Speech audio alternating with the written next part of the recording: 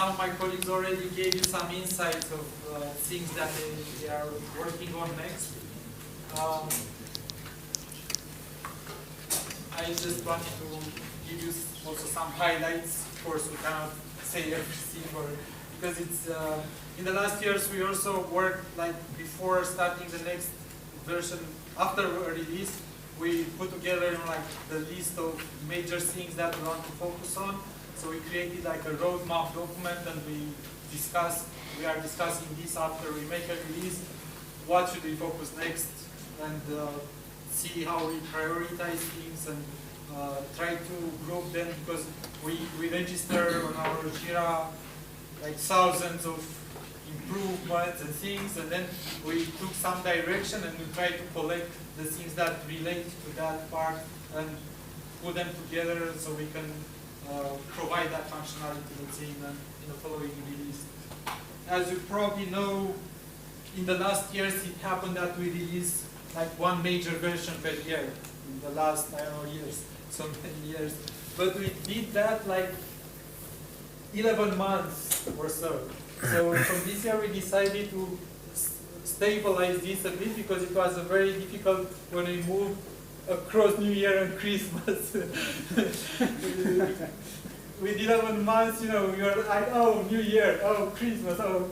So we decided that we should go with one major release till per year, but having that stable around October, November in that part, rather than trying to go like 11 months and have this part.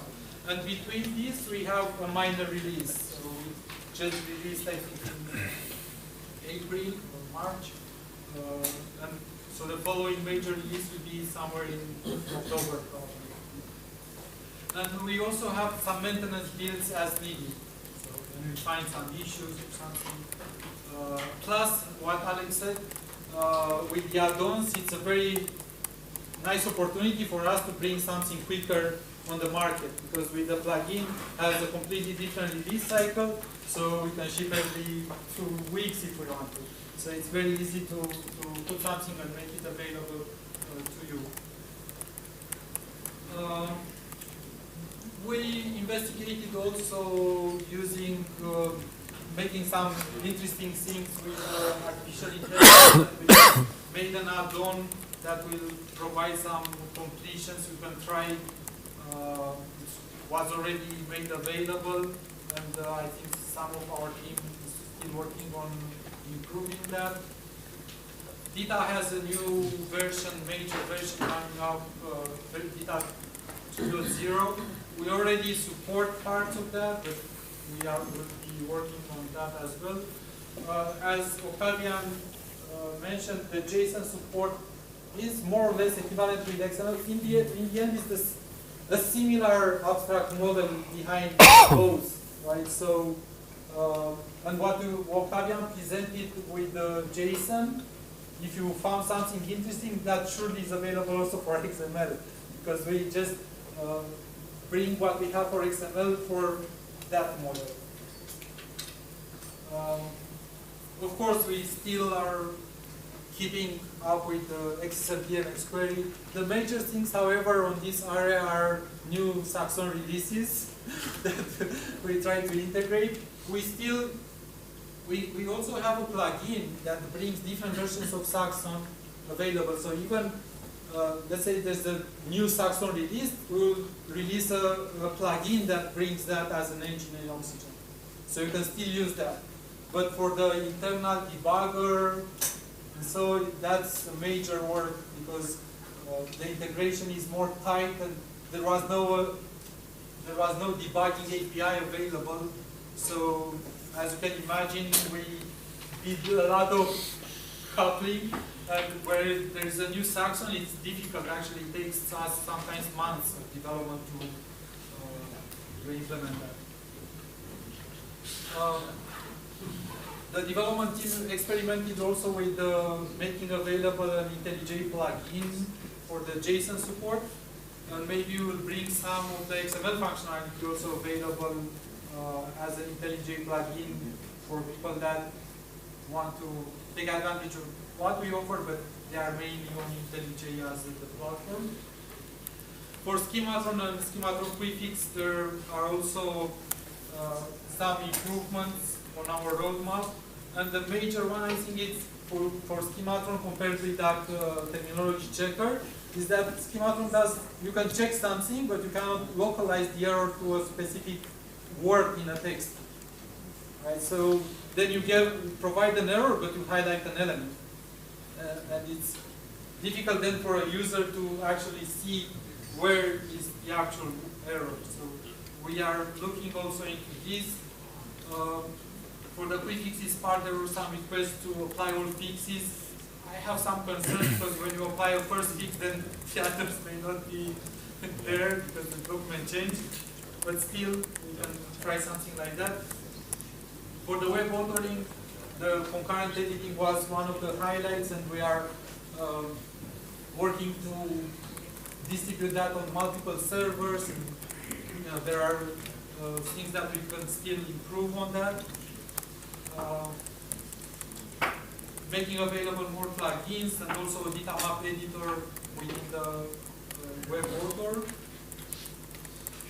The Content Fusion will evolve to have better support for Git, for projects, for working with Git projects. So you will not require the data connection between the desktop anymore. You can just link Fusion to a Git repository and then create the use tasks directly from that and be able to edit content. On the publishing side, the feedback will already knows where the output is. So we plan to provide also search via feedback. So it will provide the search support. Right now, the webhelp has built-in search support, but the feedback can provide that if it's already integrated. And another thing is to aggregate multiple publications. So when you deploy, like in our case, we deploy, I don't know, 10, 15 webhelp for different products. We may want to combine them together. So when you search across all of them or something like that. And on the chemistry, we have some requests to embed video or QR codes. So these are some of the highlights. But as you know, we always listen to you, to your feedback, and we try to integrate that. Even sometimes it takes some years, but sometimes it takes some weeks. Depends. I don't know. Depends on. So yeah, feel free to fill in those forms that we provided. We always compile them and we discuss them really each of those requests when we go back home. Another thing, somebody mentioned to me that I didn't specify the div tools from Oxygen because they are really useful. So Oxygen provides three-way XML-aware div and merge support.